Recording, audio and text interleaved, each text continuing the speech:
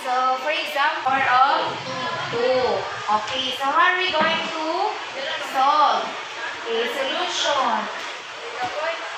So, you may start simplifying from the smallest exponent to the highest, or start from highest to smallest, or in ascending or descending order. Okay, so start from 0 times exponent. 1 times 2 to the power of 0. Enclose in parentheses 2 indicate that this expression must be simplified first. Ha? Okay, class. Pwede nag-highest to lowest. Pwede ra. Parehas na nag-result. Okay, 0 times 2 to the power of 1 plus 1 times 2 to the power of 2. Okay, so let's simplify. So, simplify the exponential expressions. The expressions that has exponent.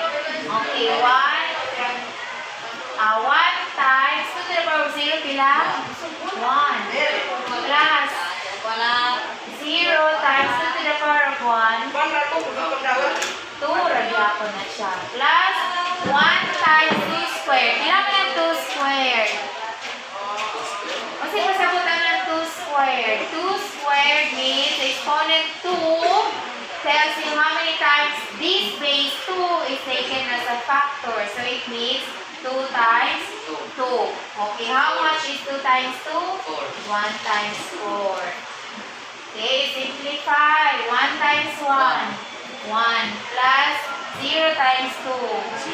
0 plus 1 times 4. 4. Okay, pila man di ay ang atuang decimal equivalent. Okay, that's 5. Therefore, 101 in binary is equal to 5 in decimal.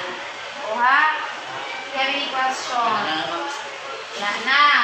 So, parehas na na sa hexadecimal. How does hexadecimal differs? 116 ang yan. 16 ang